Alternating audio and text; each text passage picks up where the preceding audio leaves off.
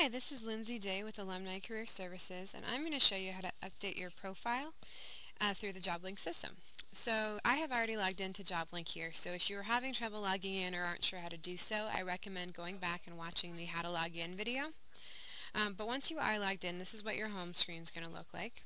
And the first thing we're going to do is, what if you change your email or your phone number and you want to know how to correct that? You're going to go up to the upper left-hand corner to this My Account drop-down and click on My Profile. Now, this is where you can edit all of your personal information, demographic information, also additional work information like what jobs you're looking for and if you want employers to be able to view your resume. So if you want to edit any of this stuff, you're going to hit Edit Profile or Edit in the other right-hand side of the screen. And here I can change my password, I can update my city and state.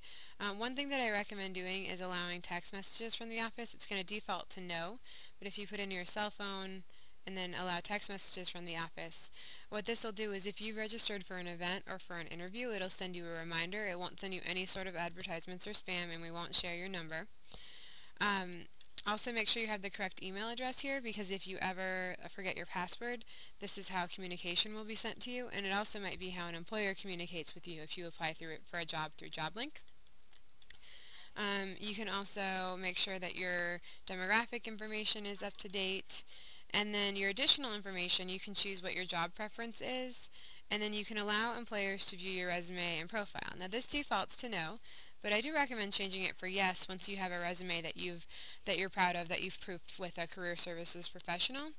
Now, it's not that a ton of employers go on and find candidates through the JobLink system passively, but it is a really easy thing that if you just click yes, for the few employers that do that, it might be a really easy way to just put your resume out there into consideration in one more place. And again, just to clarify, tons of employers post positions through the system, but they really do encourage the applicant to be the one that applies for the position, because that does demonstrate a level of interest, and they do have several positions they're hiring for.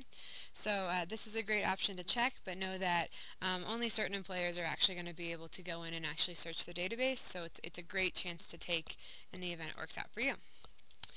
So I can save any of the updates that I made. And the other thing that I can do in this section, if I go back to my account, is I can look at my activity. So this is a great way to it's sort of a dashboard of everything that you've been doing on JobLink. So under referrals, this means either I referred myself for a position or an employer was searching through the database and found my resume. So you can see in this one that I submitted my resume to the Alumni Relations position, and I can view it, see what it was I said. In this case, I didn't put a message, but if I had put a message, it would show up here. And I can also edit it. Maybe I realized that I wanted to include one more note about my schedule or something like that. I can send a follow-up message through here as well. You'll notice too, when we go back to my activity, it says over here new response. So if the employer had responded, it would show it there. It would also show if an employer had viewed my resume. So in this case, again, this is just a sample account, so that hasn't happened, but you'd be able to see that from here as well.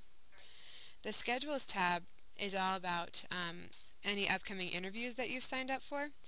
So in this case, right at this time of year, we don't have any employers interviewing, but we do have employers interviewing on campus pretty regularly. And so if you signed up for one and wanted to see if you got it or wanted to see when it was, you could see that here. I can see what events I've registered for, and if I wanted to change that registration, I could do it here as well. So the last things that you can do, that you can view here, if you've answered any surveys for the Office of Career Services, those are going to be here, and any job agents that you've saved. And if you want to know how to save a job agent, we do have a video on how to search for jobs using JobLink. But let's say you found a job, you want to stop getting the emails, you can disable it here or remove it. So these are just some options that you have to manage your account settings on JobLink. Thank you, and let us know if you have any questions.